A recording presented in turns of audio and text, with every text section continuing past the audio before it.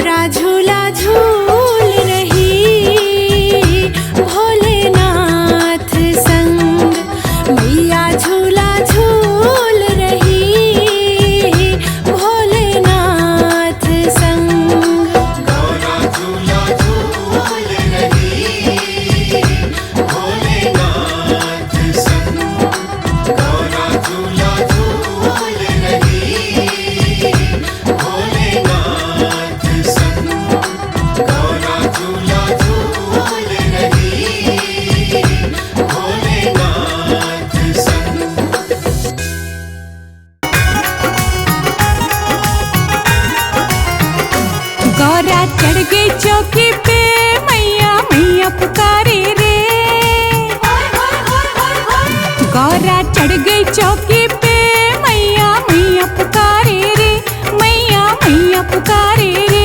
कैसे पहनाऊं वरमाला नाग मुझे डरावे रे, कैसे पहनाऊं वरमाला नाग मुझे डरावे रे। हो गौरा चढ़ गई चौकी पे, मैया मैया पुकारे रे, मैया मैया पुकारे रे।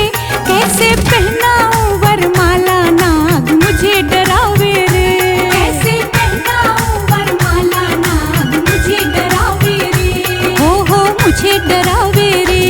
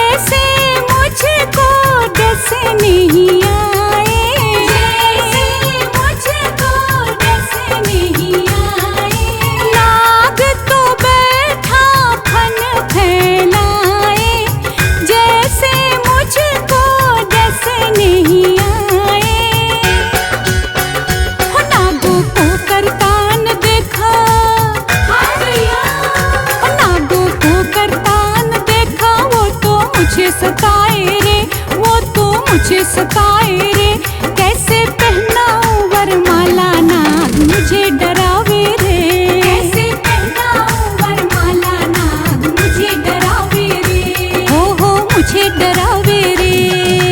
भोले बाबा की शादी है, भूत प्रेत बाराती है। भोले बाबा की शादी है, भूत प्रेत बाराती है।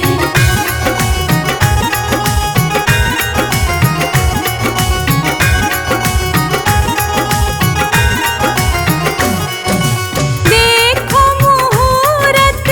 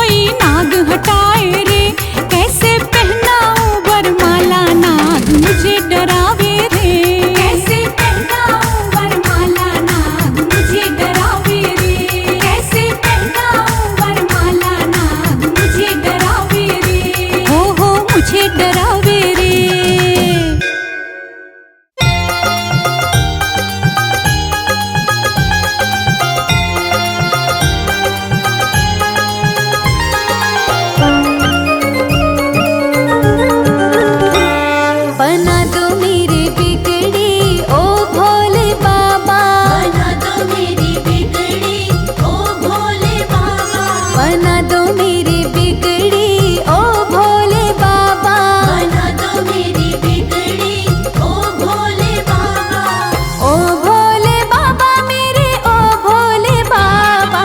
ओ भोले बाबा मेरे ओ भोले बाबा। मैं आऊं तेरी नगरी, मैं आऊं तेरी नगरी ओ भोले बाबा, मैं आऊं तेरी नगरी ओ भोले बाबा।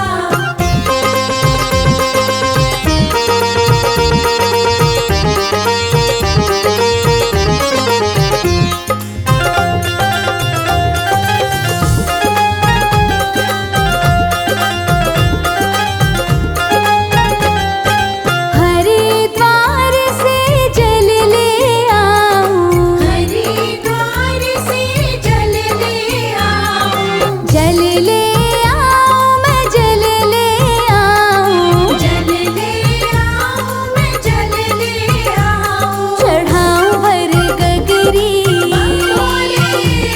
चढ़ाऊं भर गगरी ओ भोले बाबा, बना दो मेरी बिगड़ी ओ भोले बाबा, बना दो मेरी बिगड़ी ओ भोले बाबा।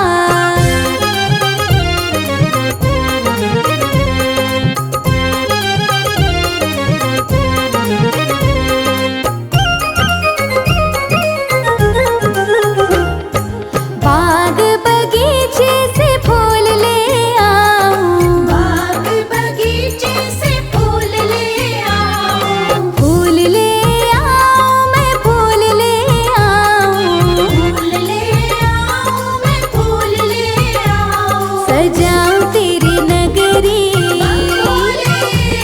सजाऊं तेरी नगरी ओ भोले बाबा, बना दो मेरी बिगड़ी ओ भोले बाबा, बना दो मेरी बिगड़ी ओ भोले बाबा।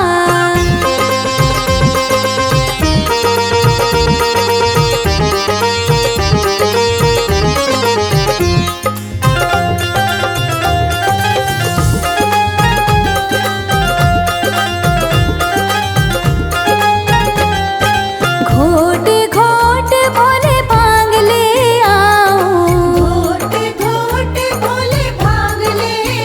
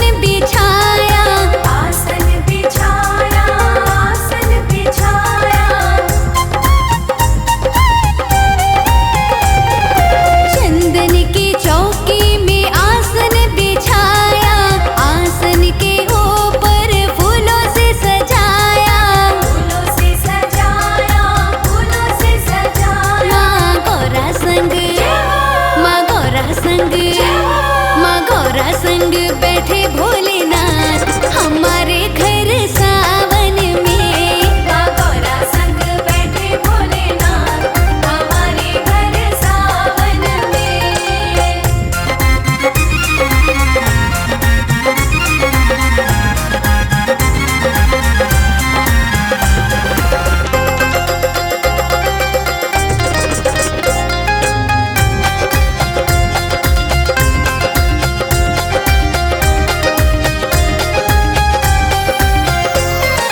बेलपत्री चुन चुन हार बनाया, हार बनाया, हार बनाया। बेलपत्री चुन चुन हार बनाया, हार बनाया, हार बनाया। हार बनाया, हार बनाया। तुम्हें पहनाऊं, तुम्हें पहनाऊं, तुम्हें पहनाऊं मैं भोलेनाथ हमारे घर सावन में। तुम्हें पहनाऊं मैं भोलेनाथ हमारे घर सावन में।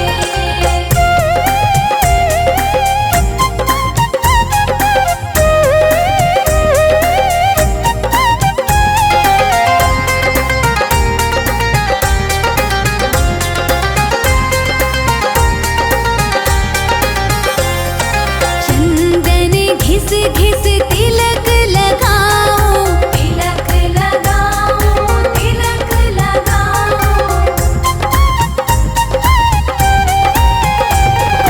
चंदन घिस घिस तिलक लगाओ, तिलक लगाओ, हाँ तिलक लगाओ।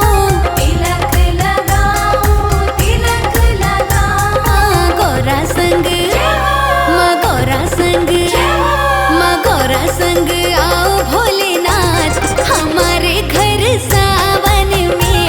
माँ गौरा संग बैठे भोलेनाथ हमारे घर सावन में।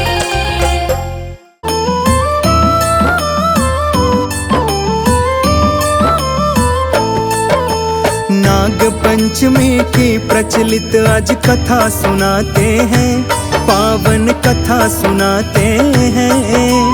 इस दिन भक्तों नाग देव क्यों पूजे जाते हैं, हम कथा सुनाते हैं। इस कथा को सुनने वाले उत्तम फल पाते हैं, पावन कथा सुनाते हैं। इस दिन भक्तों नाग देव क्यों पूजे जाते हैं, हम कथा सुनाते हैं। ये अति पावन गाथा सुनने से कटे व्यथा। ये अति पावन गाथा सुनने से कटे व्यथा।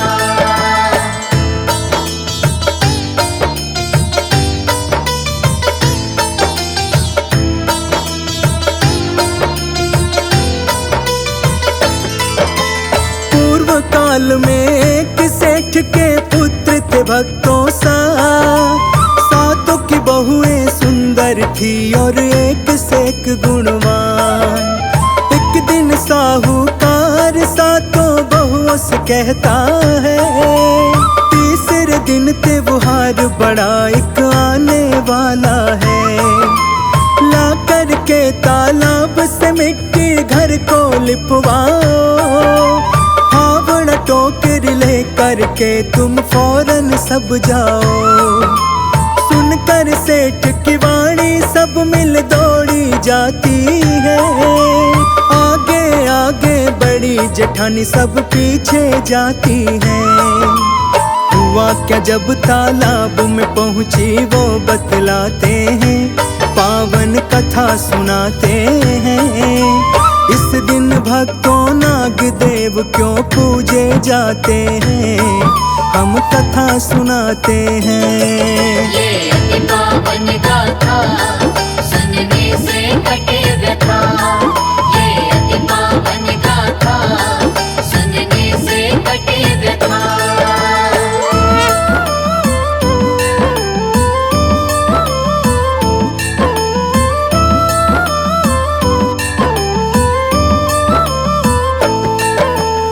खुरपी लेकर लगी खोदने मिट्टी सब एक साथ। बड़ा भयानक वहाँ कहीं से निकल के आया सांप। देख के सांप को बड़ी जेठानी मारने बढ़ती है। मत मारो जेठानी जी छोटी बहू ये कहती है। मार के सांप को मत लो दीदी अपने सिर पे पाप। छोड़ दो इसको बड़ी जेठानी जाने दो इसे आप। गुस्से में आ गई जेठानी लड़ने को तैयार। काला नाग ये लगता है क्या तेरा रिश्तेदार। फिर क्या बोली छोटी बहू हम वो बतलाते हैं, पावन कथा सुनाते हैं। इस दिन भक्तों नाग देव क्यों पूजे जाते हैं, हम कथा सुनाते हैं। ये अति पावन गाथा सुनने से कटे व्यथा। ये अति पावन गाथा सुनने से कटे व्यथा।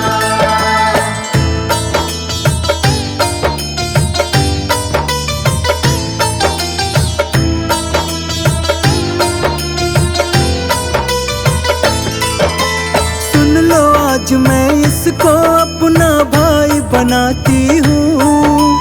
बहन का फर्ज निभाऊंगी आज कसम ये खाती हूँ। आँख दिखा के बोली जेठानी मिट्टी तुम्हें लाना। तेरे साथ कोई ना आएगा तू ही आना। बोले मजली जेठानी से छोड़ो जाने दो।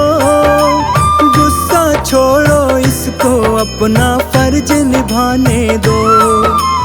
जब लेने को मिट्टी कल ये अकेली आएगी।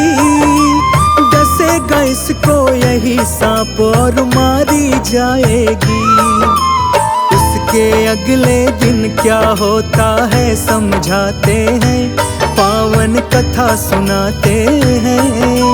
इस दिन भक्तों नाग देव क्यों पूजे जाते हैं, हम कथा सुनाते हैं। ये अति पावन गाथा सुनने से कटे व्यथा। ये अति पावन गाथा सुनने से कटे व्यथा। भक्तों, दूसरे दिन जब छोटी बहू मिट्टी लेने तालाब पर जाती है तो वही सांप वहां बैठा हुआ मिलता है। छोटी बहू को देख के फुफकार मारता है। फिर छोटी बहू बोली, सर्प भैया नमस्कार। ये सुनते ही सांप ने कहा, अरे तू भैया कह चुकी है इसलिए तुझे माफ कर देता हूँ, नहीं तो तुझे डसने ही वाला था। छोटी बहू बोली, भैया मैं आपको भाई मान चुकी हूँ और अब मैं आपकी बहन हूँ, इसलिए आप बहन को डस ही नहीं सकते हो। ये कहकर छोटी बहू वहां से मिट्टी लेकर घर को वापस आ जाती है।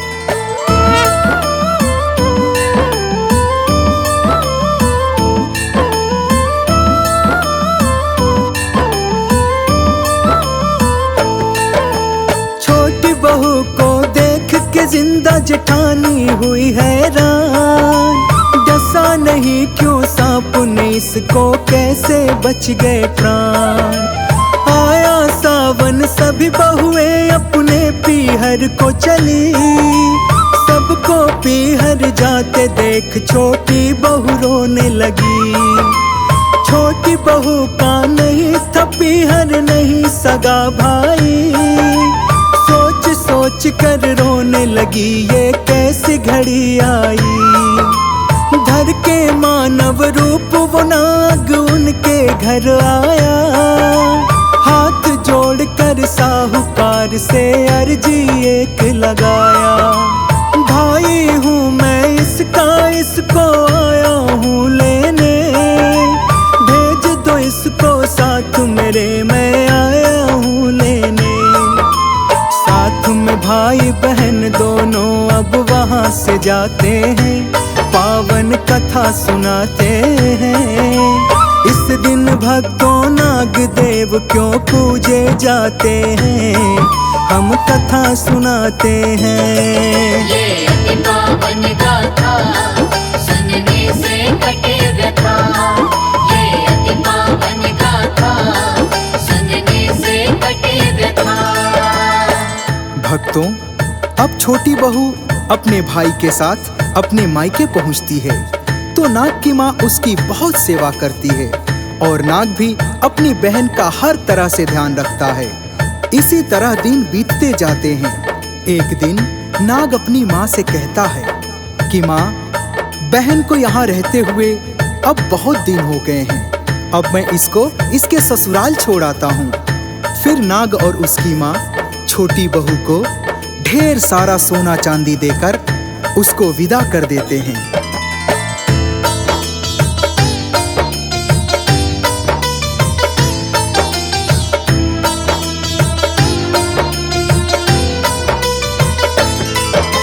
छोटी बहू पहुंची धन दौलत लेकर के ससुराल।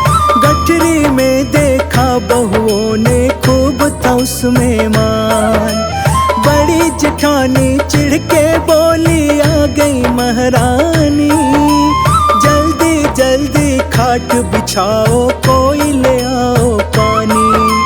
ताना मार के छोटी बहू का दिया कलेजा चीर। झरझर उसकी आंखों से खूब बहने लगा था नीर। कहने लगी जेठानी अब तो तेरा चलेगा राज। झाड़ू भी सोने की बोल के मंगवा ले तू आज। अब जेठानी के ताने तो सहे न जाते हैं, पावन कथा सुनाते हैं। इस दिन भक्तों नाग देव क्यों पूजे जाते हैं, हम कथा सुनाते हैं। ये अति पावन गाथा सुनने से कटे व्यथा। ये अति पावन गाथा सुनने से कटे व्यथा।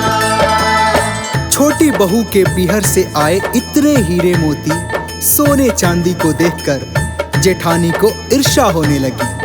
छोटी बहू के गले में एक ऐसा नौलखा हार था जो बहुत चमक रहा था।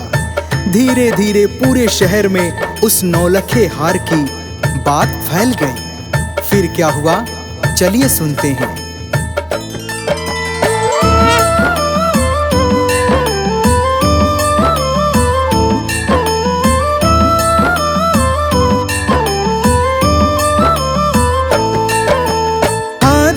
लखा देख जेठानी दंग रह जाती है। राजमहल जाके राजा के कान भर आती है।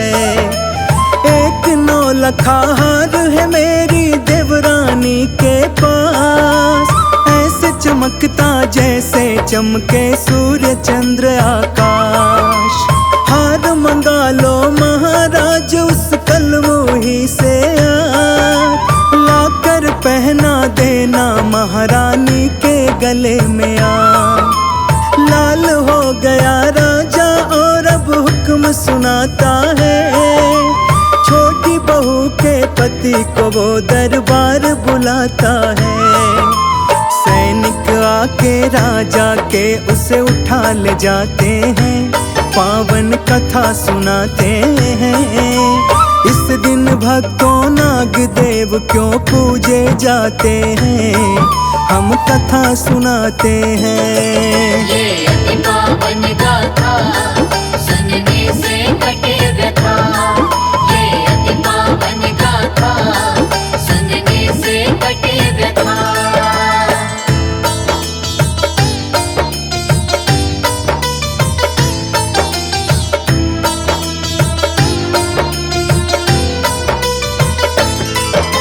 राजा ने दिया छोटी बहू के पति को ये आदेश, शीघ्र ही जाओ लेकर आओ हार है जो विशेष। पति ने बोला है राजन मैं जाता हूँ तत्काल, क्रोधित ना हो हे राजन मैं लाता हूँ हर हाल। घर जाकर वो झट से बोला अपनी पत्नी से, जल्द निकाल लखा लाई हो पीहर से। अपने पति को छोटी बहू ने हार दिया जिस पल, उसने अपने भाई को पुकारा उस ही पल। डाला जब महारानी ने अपने गले में हार, नाग गले में बनकर वो तो मार रहा फुफकार।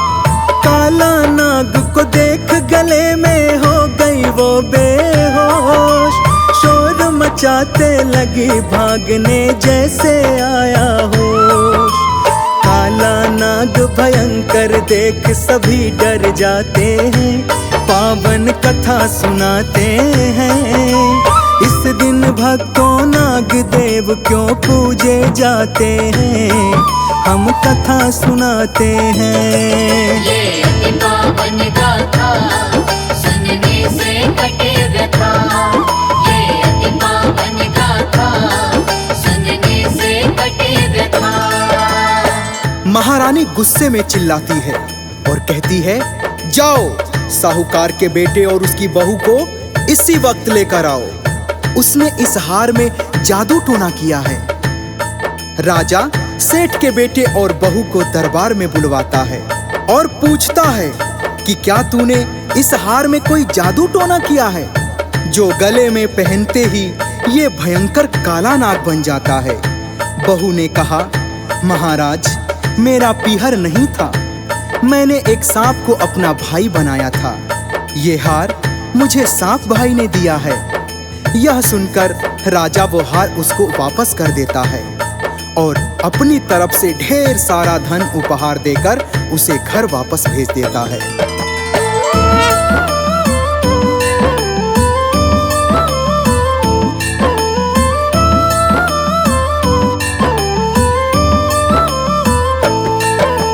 धन दौलत और हार नौ लखाती है लेकर, सारी बहुएं जल जाती है उसको देख कर। करवाई थी राजा से हमने कह के तकरार, हो गया उल्टा ये तो आई है लेके उपहार। छोटी बहू का पति सभी के घर घर जाता है, नाग और अपनी पत्नी की बात बताता है। सावन में तब से ही मनने लगा है ये त्योहार, नाग पंचमी के दिन नाग को पूजे ये संसार। नाग पंचमी की पावन ये महिमा गाते हैं, पावन कथा सुनाते हैं। इस दिन भक्तों नाग देव क्यों पूजे जाते हैं, हम कथा सुनाते हैं। ये अति पावन गाथा सुनने से कटे व्यथा। ये अति पावन गाथा सुनने से कटे व्यथा।